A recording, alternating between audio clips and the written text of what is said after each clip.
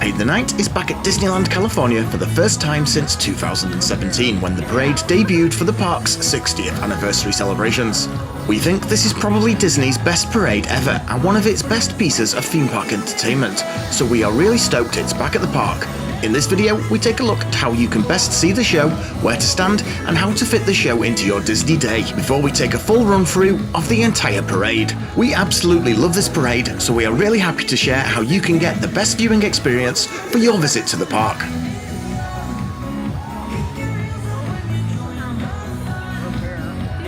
The parade starts up near It's a Small World. It runs down the aptly named Parade Route Street, skirting around the Main Street Plaza, onto Main Street USA, and then around the town square before disappearing behind a secret exit, where the whole thing is turned around and then returns back up the same route up to It's a Small World, where it again heads backstage via a secret exit.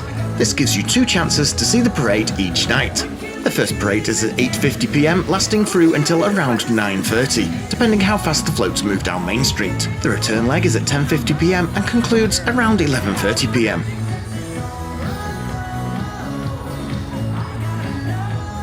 There are ample viewing spots along the entire route, but you have to be inside a roped-off area to be able to stop and view the parade.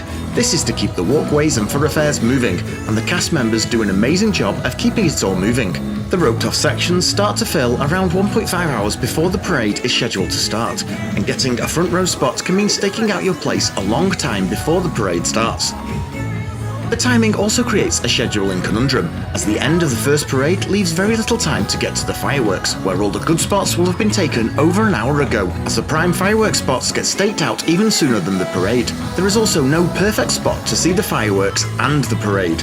The best option is to stake out a great fireworks spot, and then find a great spot for the later parade, as that tends to be less busy, but that means a lot of time sitting on the floor waiting for entertainment. We all have stuff to do during our Disney days. We managed to find a great spot with an amazing parade view and a pretty good fireworks viewing spot. It's not perfect, but it worked well for us. Basically, to keep the park moving, there are several breaks in the parade. These are just longer gaps between the floats. This gives the cast members time to open up crossings and get people across the parade route. These crossings are essentially front row, as there is a large gap right in front once the crossings are closed and the parade starts to come through. But you can't really tell they are front row until right before the parade, as the logistics operations get put in place. So we were able to join a roped off area at around 8:15 PM in a prime spot, but we were at the back of the pen, but on the side, facing this traffic break. This meant we only had a 40-minute wait for the parade and a front row view, and then once the parade passed, a pretty good view of the fireworks. It was not perfect due to the angle, but pretty awesome, and avoided so much sitting around staking out our spots, meaning we could really get on with the rest of the park. Here is where we were located, and then we moved forward to here once the parade had passed.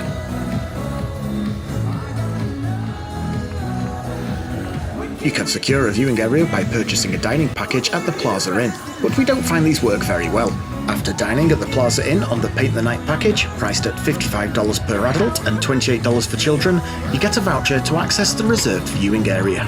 This is at the far end of Main Street at the end of the parade, and only valid for the first parade, so you get poor views of the fireworks. It also means you still need to get there pretty early, as they do oversell the space, so to get front row, you still need to camp out well ahead of time. But while we think the fireworks view isn't great, some people do love watching the fireworks from a distance over Main Street, and you also get an excellent viewing spot of the parade. But on the whole, we would save our money.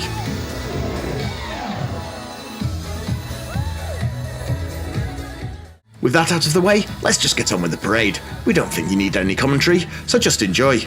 And make sure you subscribe to the channel, as we have loads more helpful Disney advice and guides coming right up. Enjoy the parade.